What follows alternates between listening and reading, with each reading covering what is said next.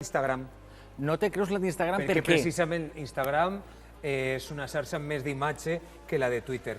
Però estan amunt avall, eh? No, però ens agrada mentir. Estan amunt avall. Ara, molts se preguntaran, no sé si l'han escoltat informatius, el síndrome de la cara buida, que és com Mr. Potato quan li lleves tot. O sigui, síndrome de la cara buida, què és això? Anem a parlar amb Enric Valls, que és psicòleg.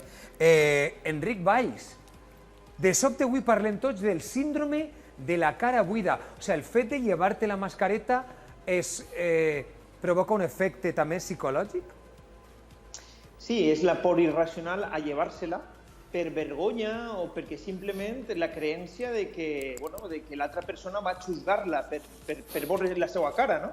I ho estem veient en adolescents, però sobretot també en adults, perquè és la sensació de dir, ei, me falta algo, no? Durant aquests 2 anys ens hem habituat i n'hi ha persones que es costa. Per l'hàbit, perquè un hàbit al llarg de tant de temps, perquè sempre diuen que en 40 dies una persona ja, de tant repetir una cosa, se converteix en un hàbit. Han passat més de 2 anys, això crea ara una vulnerabilitat en la gent? Tinc que dir, i afortunadament no és, anem a dir, un alt percentatge de la població, però n'hi ha persones que sí que van a tindre aquesta por d'exposar-se, de llevar-se-la i d'inclús d'anar a serveis públics, no? A llocs públics.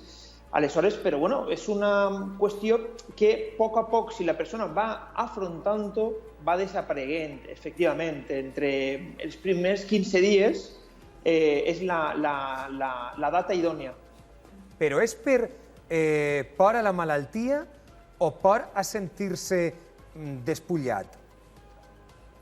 És un conjunt d'ambes coses. Una és por a la malaltia, a infectar-se, a contagiar-se, i una altra és persones que tenen certa vergonya a exposar-se, a inclús a tindre prejudicis de que van a juzgar-me perquè s'han imaginat una cara que jo després no tinc. Que curiós. I és aquesta por, no? N'hi ha gent que se respalda davant aquesta escena, no?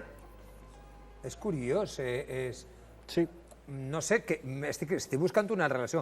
Quan un s'afaita i no se reconeix davant l'espill... Bueno, anem a veure, n'hi ha persones que, com els costa parlar o tindre aquestes habilitats socials, anem a dir que va per ell, per la part també de... La part social. Clar, la part social. Per això dic que el col·lectiu dels adolescents s'ha vist més reforçat aquest síndrome, no? Perquè és com, tinc que exposar-me, van a juzgar-me, van a pensar també que soc d'una forma. I també en adults, en alguns aspectes, en algunes personalitats, es dona el tema de tinc que parlar i no m'apeteix, o tinc que ara afeitar-me, o tinc que mostrar-me tal com soc. Quin consell donaries a aquesta gent que té en aquest moment? Avui és el primer dia, a veure que no és obligatori llevar-se la mascareta, pot començar a fer-ho d'una manera més en família, en un cap de setmana, no ho sé. Quin consell donaries tu, com a psicòleg? Bueno, normalitzar que van haver uns dies d'adaptació, solem adaptar-nos molt fàcilment, exposar-me, això què vol dir? Pues bueno, però de forma gradual, 20 minutets, exacte, 20 minutets un dia, 25 minutets, i si puc anar acompanyat d'algun familiar o d'algun conegut per a que me tranquil·litze, bueno, pues molt millor. I normalitzar-ho. Si veiem que no ens apeteix, verbalitzar-ho. Escolta, ara mateix no vull o no estic còmode. I a poc anirà també apareguent aquesta sensació, perquè el veure que els altres no la porten ajuda a naturalitzar aquesta nova normalitat. M'encantaria parlar de moltes més coses, com eres psicòleg, sobretot, però si de cas un altre dia, perquè ara, en el meu cas, i molta gent en la que hem parlat, tenim ganes de no saludar en 2 besos, de no saludar ni en la mà. O sigui, soc sincer, me té igual, o sigui, preferisc que no me saluden en 2 besos. Això no és una consulta, però li passa a molta més gent.